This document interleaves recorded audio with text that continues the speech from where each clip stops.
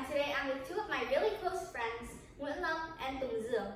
Today we'll be talking about everything about video games, from pros to cons, and from even how to improve a con to a pro. Let's start with David. Hello, today I will be talking about all the pros of playing video games. Some video games will help you get better at maybe a couple of subjects like math, science, in games like Brain Out and Sudoku and a lot of other ones. How would Sudoku help you with the subjects you mentioned? Well, Sudoku will make you have more logic and your IQ.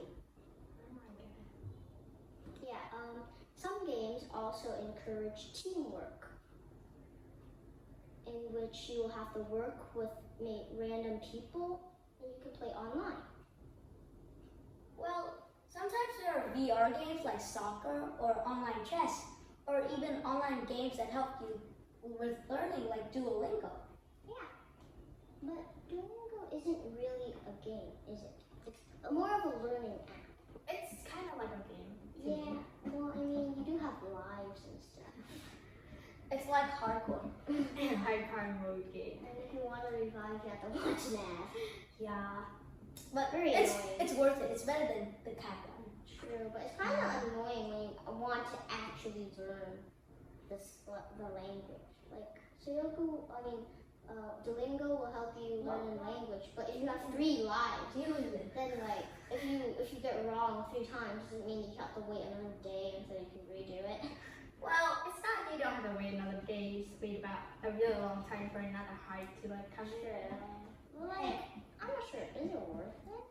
Sometimes there are online reading for reading books too. Yeah. And they are actually pretty fun, like Farfaria or learning A to Z. Yeah, those can also help you read about things, or maybe read a book that you might not want to buy because it's only temporary for school. Are there any games that help you with boost your knowledge, or what is it again? Boost your problem solving. Yeah, Brain Out really helps you. Problem solving. Right now, I think it just helps with logic.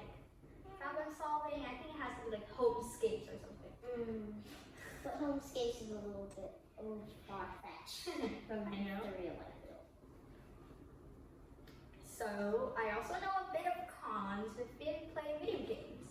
First of all, it could cause a lot of stress, because maybe you're playing Bed Wars or something. You might lose every single match and you'll get frustrated and keep trying to play until you get a win you really like. Or you could have a bad teammate and you could act toxic.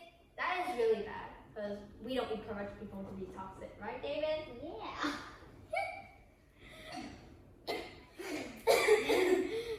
As an example with Bed Wars, it could also help with teammates. But there is one thing, with teamwork, there's one thing with Bed Wars, you might not even get a teammate. And you might have to play alone and then hate the game, and then, might even throw your iPad across the room because you didn't get a teammate. That's that also brings me to the problem with financially getting the thing.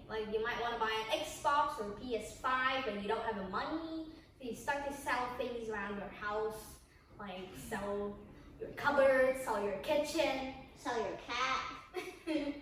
to get enough for an Xbox. And then when you get an Xbox, maybe you want another thing, like Nintendo or something. Or maybe you want another Xbox for no reason. But wait, what about mental stress? Well, mental stress is that when you, there's some games which are really hard to, that could really, there are some games that could really make you stressed out, not physically, I just told you, swing the iPad across the room, but mentally. When you sleep, it might affect your dreams. It could make you think about bad things and behave differently. Do you think it'll make addiction? Yeah, it also could make addiction. Addiction is a really bad thing. It's kind of like with drugs. Once you tried it, if you like it, you're gonna non-stop do it or play it or eat it or drink it or whatever. And it even like increases the amount of people who are addicted to games, since it's COVID-19 and a lot of online teachers cannot like manage their students. That is also leading to the problem of it creating a lot of distractions to students. They might open another tab to play games and the teacher can't notice, or they might not notice because there are other people also in the classroom. You can't keep track of everyone at every single second.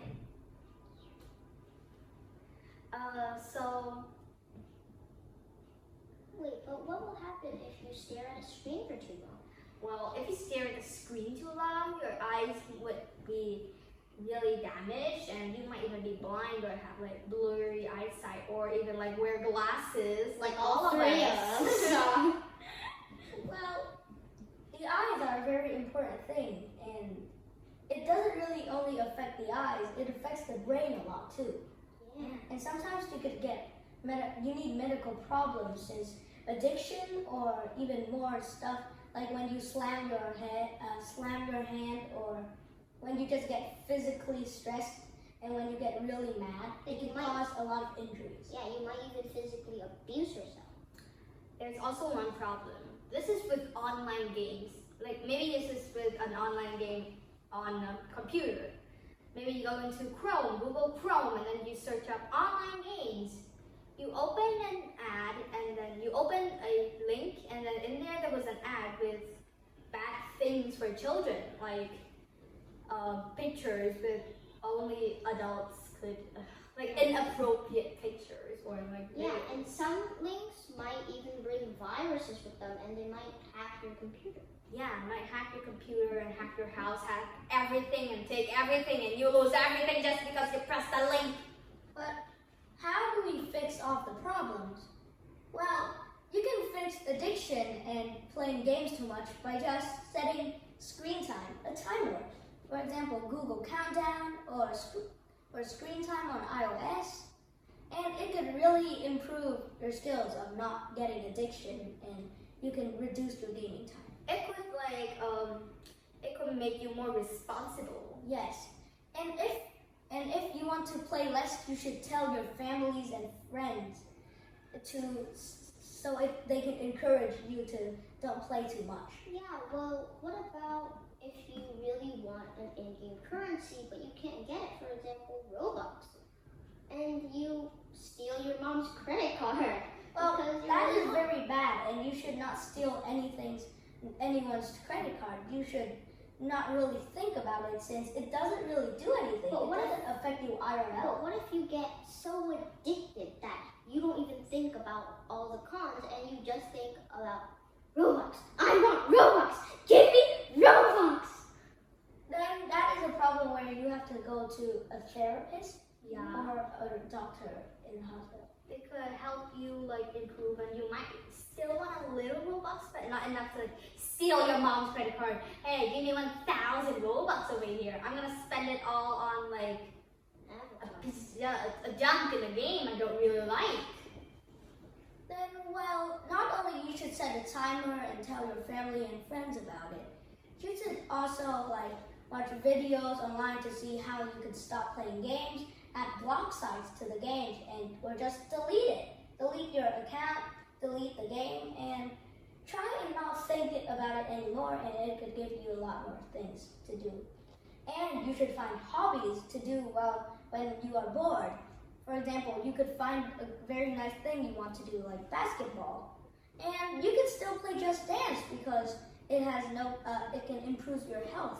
It has no problem of being addicted. If you're addicted to Just Dance, that's fine. Yeah, there are also some games inspires you to have a hobby, like a painting game.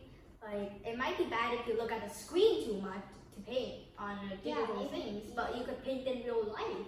Yeah, maybe it will start your inspiration, and because of it, you might even start painting IRL and get really good pictures, and maybe even become famous if you're lucky Get enough. a job from it. Yeah.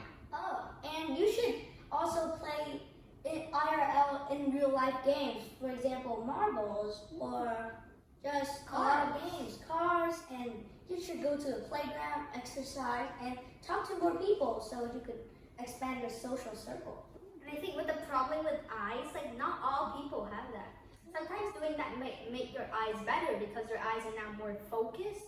So like it won't be blurry like before, you know? My cousin has that thing and she If you play games like ping pong, then if you focus on one thing that's moving very vibrantly, it'll help you spot things faster and make your eyesight improve. And if you are actually feeling you're addicted to something, you should really tell someone that are really close to you so they can bring you to a doctor or a therapist. What if you tell your friend doesn't have money to bring you to a doctor, a therapist, your friend doesn't have a driver's license? Why are you talking to your friend? You should talk to a person you are really close with. Yeah. Really close. Like your family. Like family. Like your friends. You're really close to your friends. Maybe it's not your, but what about your best friend? It may just be a normal friend. But what if your best, but what if you ask your best friend and you're way too scared to tell your family? Okay, we're going like paper. So, oh yeah, there's also one thing, like if you meet like people who encourage you to play, Then you have to get away from them. Yeah, you should not listen to them because they might encourage you to play their game, which might have a virus, and they can hack you, like I said. and maybe those games are inappropriate to your own age. Yeah, because your friends still think it's fun and they want you to experience this, but you know that it's bad, so you have to get away from them or even tell them to stop playing. Yeah. Well, if your mom and dad still agrees for you to play, but not too much, you should tell them to see the age ratings of all the games. Yeah. You should also check for like what is it again? Movies. No, not movies. You should also check the description, and you should also check the reviews on what people give them, the ratings that people give them, and usually on ratings they'll give you a little description of what they think about the game, maybe what they can improve, or maybe why they don't like it. And remember to not play games too much because it could really affect your mental health and physical health. But it could also help you relax after like a really big test or something, and you think you have done a really good job. You could relax and play a little bit, But not too much. Yeah, if you play too much, then your test scores will from that test, this test, from that test like this test like this. Yeah. It will slowly go down. Now I think that is the end of our discussion. Yeah. So thank you without for further listening. ado, goodbye. Bye.